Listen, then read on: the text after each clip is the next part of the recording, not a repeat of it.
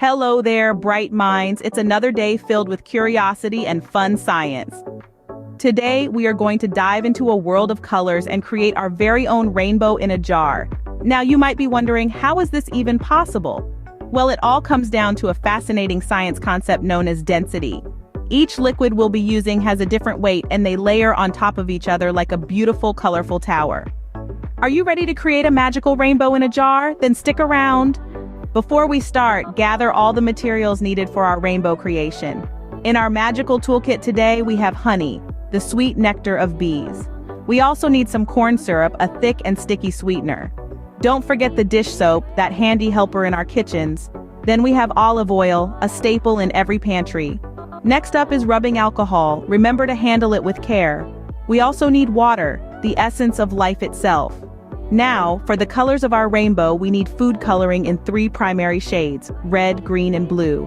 These will help us create a spectrum of colors in our jar.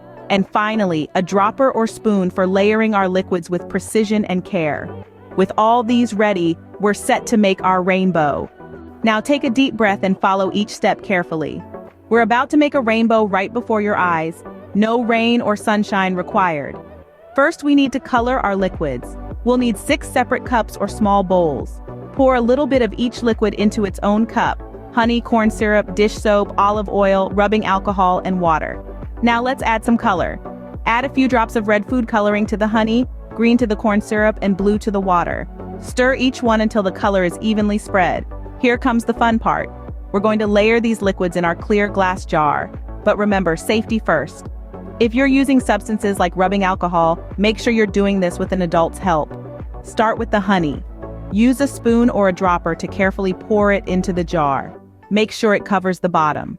Next, slowly add the corn syrup. You'll notice that it sits on top of the honey instead of mixing with it. That's because of something called density. Density is how much stuff is packed into a certain space. Honey is denser than corn syrup, so it stays at the bottom. Next, pour in the dish soap. Again, you'll see that it doesn't mix with the corn syrup or honey. It's less dense than both, so it forms its own layer. Isn't that cool? Now it's time for our olive oil. Pour it in slowly. You're doing great. We're halfway to our rainbow. The next layer is the rubbing alcohol. Remember, this one needs extra caution. If you're a little unsure, ask an adult for help. The rubbing alcohol is even less dense than the olive oil, so it sits on top. Finally, we add our blue water. Pour it in gently and watch as it forms the final layer of our rainbow. And voila, look at the beautiful rainbow we've created in a jar. Each layer a different color and density, sitting one on top of the other, not mixing. It's like magic, but it's not. It's science. But why do these layers not mix? It's all about density. Just like how a packed suitcase has more stuff in it than an empty one, different liquids have different amounts of stuff packed into them. The ones with more stuff or higher density sink to the bottom, while the ones with less stuff or lower density float on top. This is a fun and easy way to learn about density. And the best part? You can do it at home with things you probably already have. So what are you waiting for? Go ahead, create your own rainbow in a jar, and while you're at it, why not try to find other liquids around the house and see where they fit in your density rainbow? Remember, science is all around us and it's full of fun surprises. So keep exploring, keep questioning, and most importantly, keep having fun with science. Now that we've created our rainbow, let's understand the magic behind it. You see, it's all about density. Now, what is density, you might ask? Well, imagine you have a box full of feathers and another box of the same size full of rocks. The box of rocks is heavier, right? That's because rocks are denser than feathers. In our rainbow jar, each liquid has a different density, just like the rocks and feathers. Honey is the densest, which is why it sits at the bottom of our rainbow. It's like the box full of rocks. Corn syrup is a bit less dense, so it floats on top of the honey. Now, if we think about the dish soap, it's even less dense than the corn syrup, so it forms the next layer. Olive oil comes after that, and it's lighter than the dish soap, so it floats on the top of the soap layer. Then comes water, which is lighter than the olive oil, and it forms the next layer. And finally, we have the rubbing alcohol, which is the least dense of all our liquids, so it floats on top, just like the feathers would in our box example. And because we colored each liquid differently, we can see the separate layers creating our beautiful rainbow.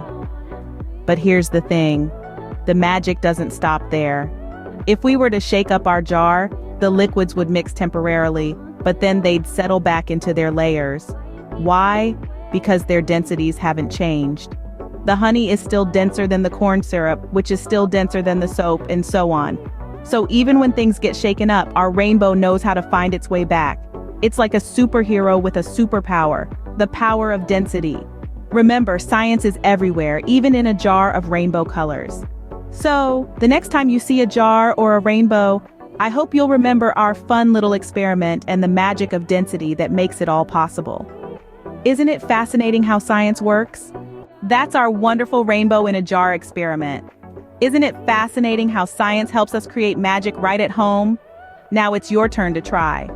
Remember, always have an adult around when you're doing your experiment. Safety first. And here's a fun challenge for you. Can you think of any other liquids around the house that you could use to create your own unique rainbow? Maybe some maple syrup or milk? Or what if you changed the order of the layers? What do you think would happen then? Don't be afraid to get creative and experiment. That's what science is all about.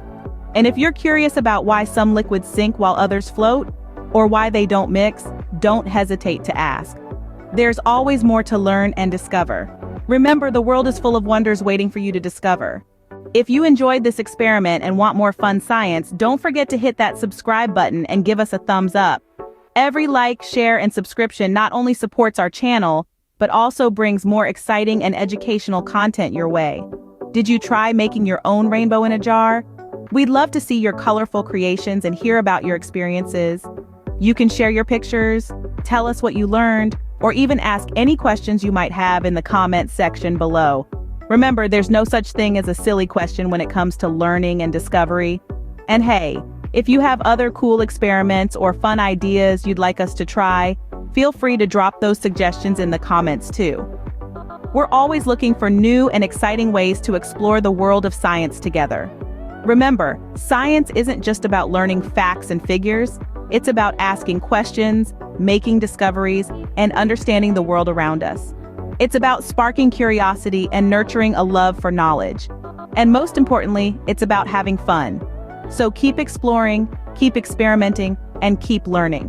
Whether it's creating rainbows in jars, building volcanoes, or discovering why apples turn brown, every experiment is a new adventure waiting to happen. Keep exploring, keep learning, and keep having fun with science. Until next time, bye.